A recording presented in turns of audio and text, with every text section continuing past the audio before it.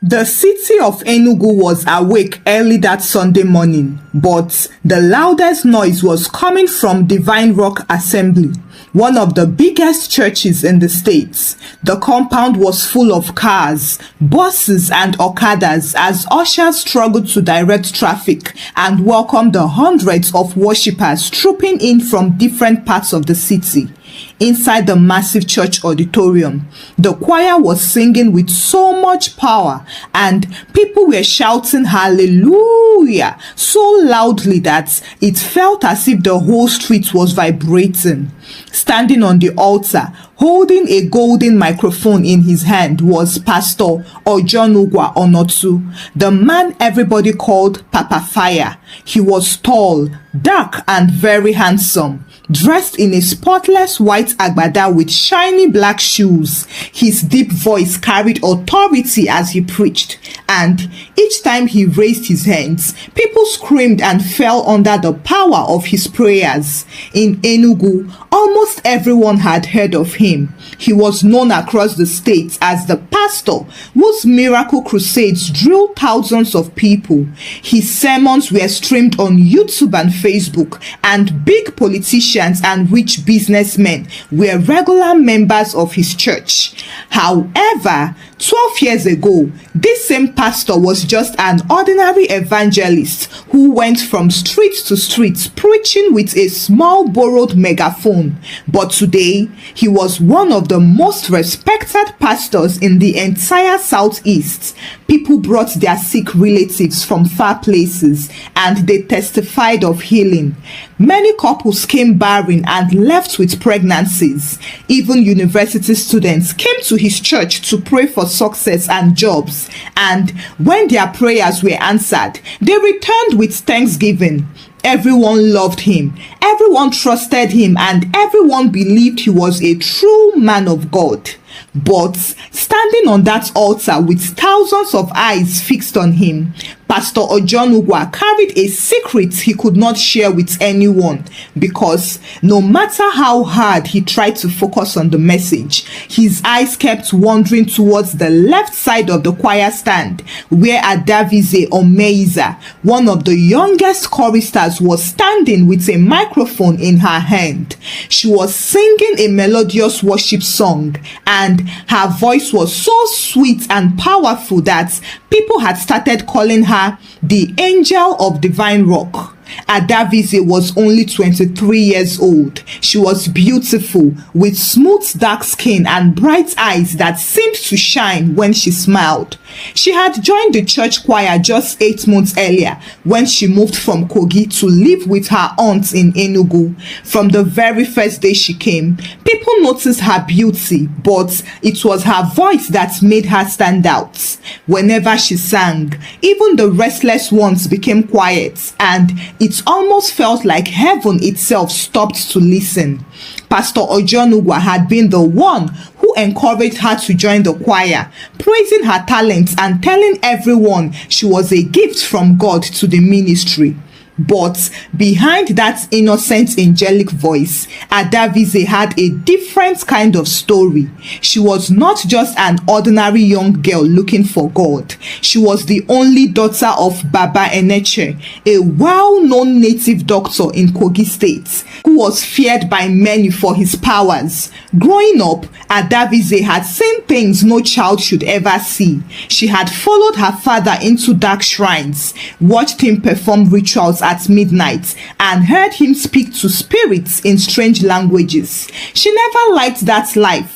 So, when her mother's sister invited her to Enugu to start afresh, she saw it as her chance to escape the darkness of her father's world. But some things do not leave you easily, and unknown to many, Adavis's bloodline was tied to secrets, altars, and fetish powers. For 12 years, Pastor Ojona had been married to Ozohu Onotu, a gentle and beautiful woman.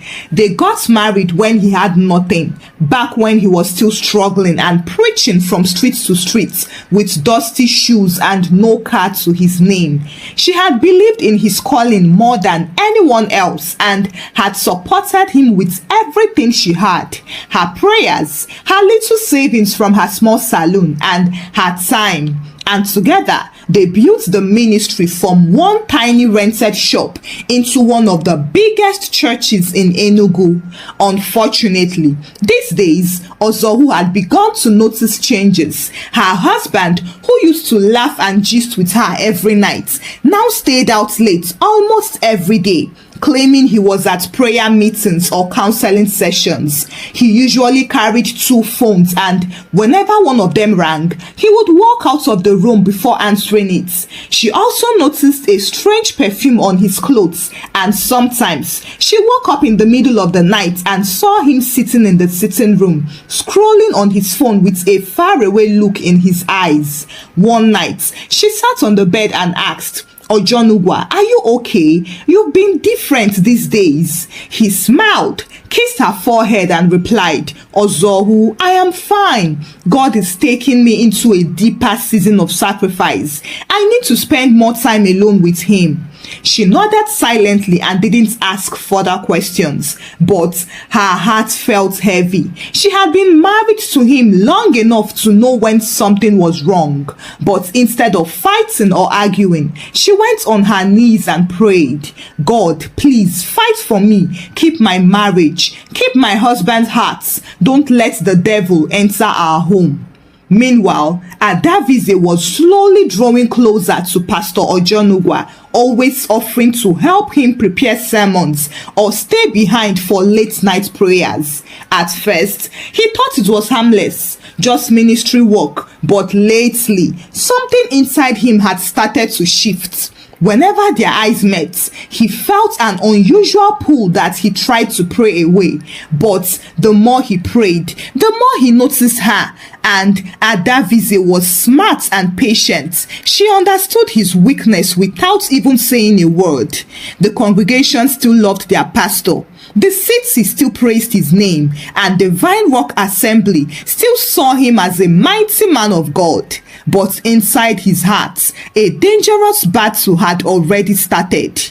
It was a Wednesday evening, and the Vine Rock Assembly had just finished its powerful midweek service. The worship was electric, the prayers were fiery, and the church hall still carried the echoes of tongues and hallelujahs as members slowly made their way out into the cool night air. A few ushers stood outside chatting, while others locked up the children's section. Inside the main auditorium, the lights were dimmer now, but one figure remained seated on the 3rd row, pretending to tidy up her choir notes while secretly waiting. It was Adavis Omeiza. She had been watching Pastor Ojona carefully for weeks, studying his moods, his patterns, and his weaknesses. She had noticed how his eyes lingered on her sometimes during rehearsals, how he avoided holding her gaze for too long, and how his voice softened when he spoke to her. She wasn't rushing. She knew patience was power. So that night, she waited until almost everyone had left, except for 2 choir members packing instruments at the far end of the hall. Pastor Ojona was still in his office, seated behind his large polished mahogany desk, scrolling through his sermon notes on his tablets, trying to prepare for Sunday's message. He was tired, but more than that, his mind was restless. Lately, he had found himself thinking about Adavis more than he wanted to admit. He had fasted, prayed, and even called his mentor for counsel. But somehow, the attraction wouldn't leave him. He had convinced himself that maybe it was just admiration, but deep down, he knew something dangerous was stirring inside him. Then he heard a soft knock on the office door. "Come in," he said without looking up.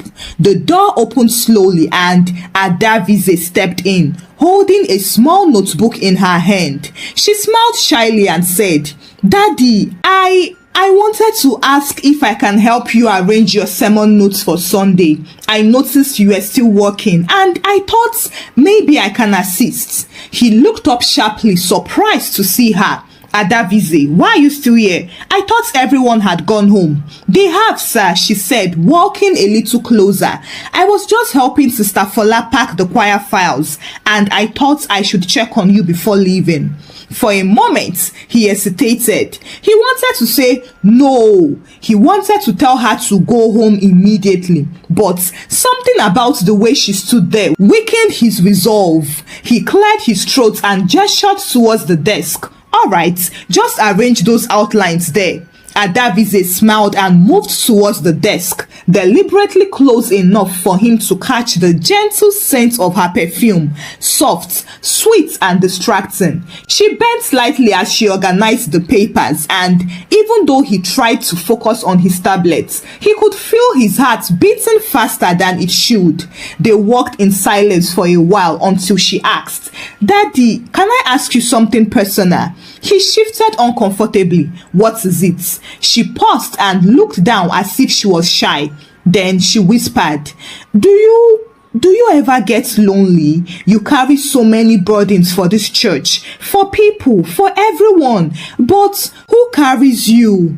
The question hit him unexpectedly. It was the same thought he had battled silently for months, the same emptiness Ozohu's distance had left inside him without her knowing. He swallowed hard, unsure of what to say, but his silence was enough for Adavis to continue. "I see the weight you carry, sir," she said. "Sometimes when you pray for others, I pray for you too. I pray that God keeps your strength. I admire you so much, Daddy." Her words settled on him like a soft blanket. He shouldn't have let it reach his heart, but it did. He sighed and leaned back in his chair, staring at her quietly for a few seconds. And in that silence, something passed between them. Something unspoken but undeniable. He finally said, "Adavis, you need to be careful with words like that. You are a daughter in this ministry." She quickly nodded and lowered her eyes. "I know, sir. I am sorry if I overstepped." But the softness in her voice carried a different message entirely. And when she looked up, her eyes revealed something piercing and seducing. And in that moment, Pastor Ojona felt it. The door he had been struggling to keep shut for months had finally creaked open, and even though he tried to tell himself he was still in control, deep down, he knew that a line had been crossed. It was a small one, yes, but that kind of small crack widens quickly when no one is watching. When she left the office that night, she smiled to herself as she walked towards the gates. She wasn't in a hurry. She didn't need to be. She had planted the seed, and she knew seeds had a way of growing silently, slowly, until one day they broke through the surface for everyone to see. Inside the office, Ojona sat motionless for several minutes, staring at the Bible on his desk. He said a short prayer under his breath, asking God for strength, but his heart was heavy because even without touching her, he already felt guilty. 4 months after that quiet night in the office, nothing in the Vine Rock Assembly looked different on the outside, but inside, everything had already changed. Pastor Ojona still preached with fire. He still prayed for the sick, and he still wore his broad, confident smile on the altar every Sunday. But in his heart, there was a growing restlessness he could not pray away.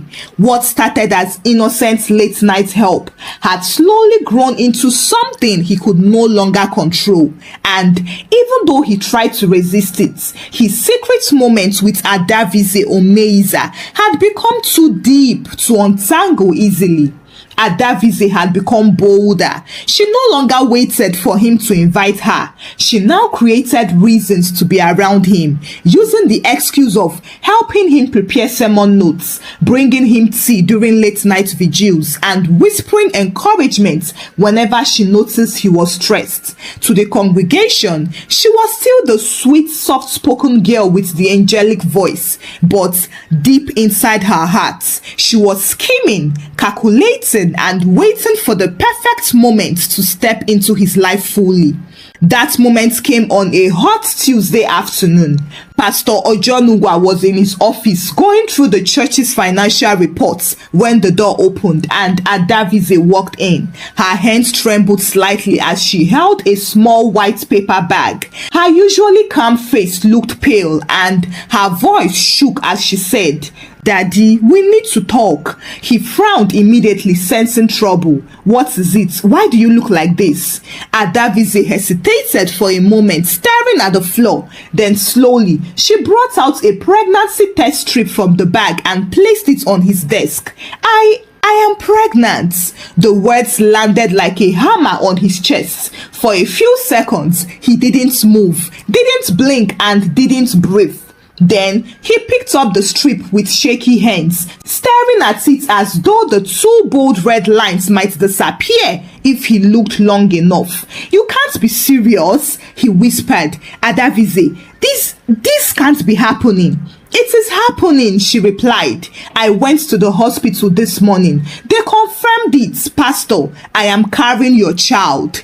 He dropped the strip as though it burned his fingers and stood up, pacing the office. No.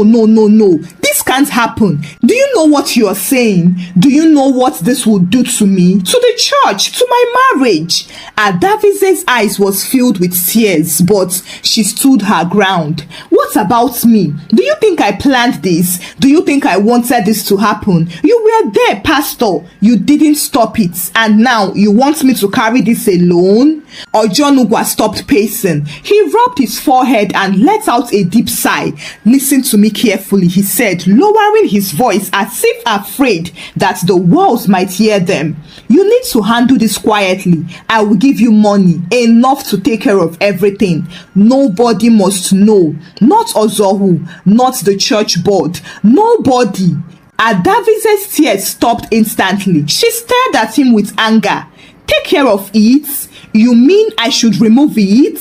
He avoided her eyes. "It is the only way to protect everything we've built." But Adavis shook her head slowly as her expression turned cold and distant. "No, Pastor Ojona, I am not removing this baby. If you don't want me, fine. But you cannot erase me. This child will not be a secret." For a long moment, silence filled the office, and that was the moment everything between them changed. She walked out without another word, leaving him standing there, frozen with fear pounding in his chest. 3 weeks later, the first rumors began. It started small with just 1 or 2 gossiping voices after choir rehearsal. But like dry leaves catching fire, the news spread quickly across the Vine Rock Assembly. Mama Iyaji, the leader of the Women's Fellowship, was the first to notice Adavis's new glow on her freshly braided hair and the expensive handbags she suddenly started carrying. She leaned closer to another chorister during practice and whispered, "Where is this small girl getting money from? Who is sponsoring her shiny face like this?" By the next Sunday, half the choir was doing cho. By the following Wednesday, the gossip had reached the ushers. By Friday, someone had accidentally mentioned it to a prayer group leader, and by the end of that week, Ozohu Onotu overheard 2 women whispering in the car park. "Have you heard what they are saying about Pastor and that Adavis girl?" Ozohu's chest tightened immediately. That night, she waited for her husband to return home.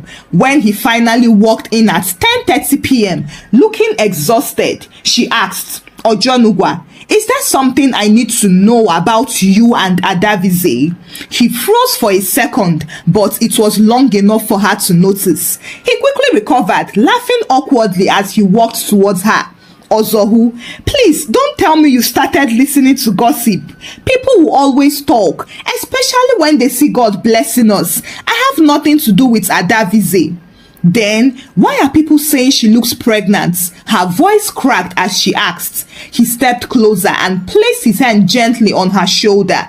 They are lying, Ozowu. I swear before the God I serve, nothing like that happened. Trust me. Ozowu looked into his eyes for a long time, searching for the man she married, but all she saw was a stranger she could no longer read.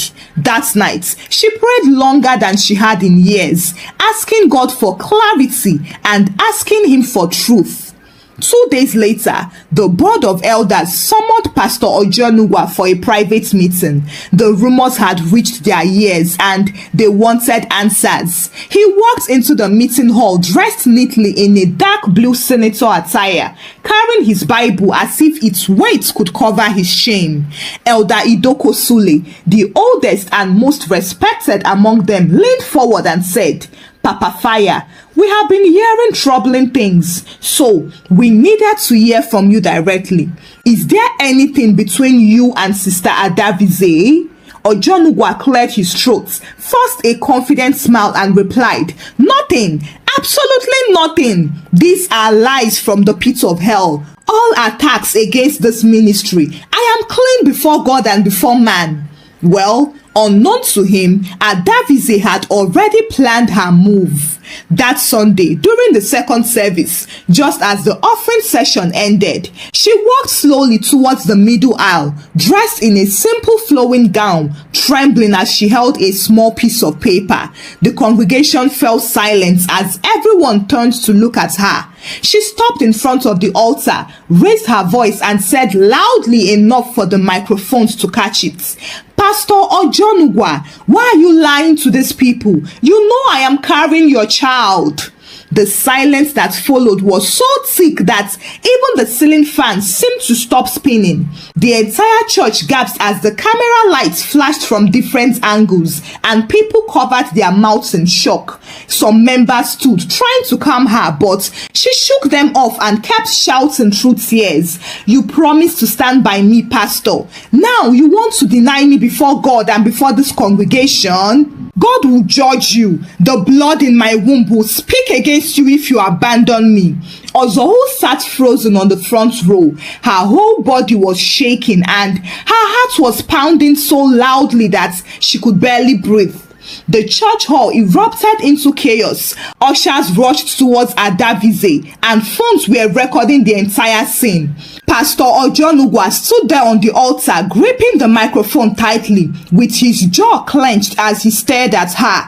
And finally, with a voice as cold as stone, he said, "You are lying, Adavis. I do not know what spirit has possessed you, but you are not carrying my child." Adavis's tears turned into bitter laughter, the kind that carried more pain than sound. She shook her head slowly and spoke into the microphone before walking out. "Pastor Ojona, you will regret this day. You don't know me. My father's gods will fight for me. The God you preach about cannot save you from what flows in my blood." And with that, she dropped the microphone and walked out of the church, leaving silence, shame, and fear behind her. That day, everything changed in Divine Rock Assembly. A cold chill ran through everyone present as if they were being dragged into a spiritual war.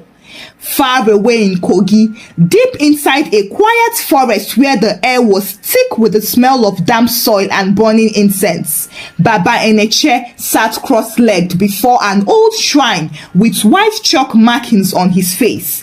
Around him were 7 clay pots filled with dark oil, feathers and strange bones. Behind him, Adavis stood barefoot, dressed in a white wrapper tied tightly around her chest. Her face was pale and her eyes were red from crying. She had returned to her father after the humiliation at Divine Rock Assembly and collapsed in his compound with tears streaming down her face as she narrated everything to him. How Pastor Ojona had denied her before the congregation, how Ozohu sat quietly like a victorious queen, and how people whispered behind her back, calling her a liar and destroyer. Baba Eneche listened without interrupting. His sharp eyes were fixed on the ground as he slowly ground kola nuts between his fingers. When she finished, he remained silent for a long time, and then, with a calm voice, he said, "My daughter, no man brings shame to the blood of Eneche and goes free. You carry my blood, and my blood does not forget." That same night, he prepared the ritual. 7 black goats were slaughtered. Their blood was collected in a large calabash. The chant began at midnight, soft at first, then louder. It vibrated through the forest as unseen forces stirred awake. Baba Eneche's voice thundered as he called on ancient spirits bound to their family bloodline, speaking words older than any language Adavis understood. The fire burned high and wild, throwing shadows across the carved idols behind him. At the peak of the ritual, he raised his staff towards the dark sky and declared, "Whoever mocks the blood of Eneche, let his light turn to darkness. Let his altar dry up. Let his strength waste away until he begs for mercy at the feet of the spirits he mocked." Adavis's tears flowed freely as she knelt beside the shrine crying, "Papa, I just want him to feel what I felt." Baba Eneche touched her head gently and said, "He will, my daughter, he will." That Sunday morning, back in Enugu, Divine Rock Assembly gathered for service as usual. The church was filled to the brim more than usual. Some came to worship, but many came to see what would happen next after last week's drama. Pastor Ojona stepped onto the altar, determined to preach powerfully and prove that he was still in control. At first, everything went smoothly. The choir sang, ushers danced, and members shouted hallelujah. Then, just as he began his sermon, standing tall in his long flowing white robe, something strange happened. His voice, which was usually deep and steady, suddenly cracked. He coughed once, then again, then he froze mid-sentence. His lips moved, but no sound came out. Confusion spread through the congregation. He cleared his throat and tried again, but his voice completely failed him. Sweat began to gather on his forehead as he gripped the pulpit for balance. A deacon rushed forward with a glass of water, but before he could drink, Ojona staggered backward, clutching his chest as if invisible hands were pressing down on him. Someone shouted, "Papa, fire! Somebody call the doctors!" 2 ushers helped him down from the altar while Ozowu rushed forward with panic written all over her face. They carried him into his office as the service ended in confusion, and speculations rose like a storm across the hall. At the hospital later that day, doctors ran multiple tests on him, but everything came back normal. "There is nothing physically wrong with him," the senior doctor said, shaking his head. "Maybe it's stress or maybe exhaustion, but medically he's fine." Also, who sat by his bedside that night, holding his hand. She was deeply afraid. She knew her husband's struggles better than anyone else, and deep inside, she sensed that this wasn't an ordinary sickness. That night, she prayed, begging God to protect him, but when she finally drifted into sleep, she had a terrifying dream. She saw herself standing in the middle of the Divine Rock Assembly, surrounded by snakes slithering across the floor, hissing loudly. In the corner, she saw Adavis laughing and holding a crying baby dripping with blood. Above the altar, a dark shadow loomed, calling her husband's name over and over again. She woke up gasping, drenched in sweat. Her heart was pounding so hard that she could hear it in her ears. What is this? What do you think will happen next? Will Pastor Ojona survive the mysterious illness that has already shaken his faith and ministry? Will he ever get a chance to confess and be saved? Or will the altar of darkness claim him? Will Adavis escape the danger she unleashed? Or can her father protect her? We'll find out in part 2. Kindly share the story out with your loved ones and give the story a thumbs up. Subscribe to this channel if you've not done so by now. Until I bring the next part your way. Bye!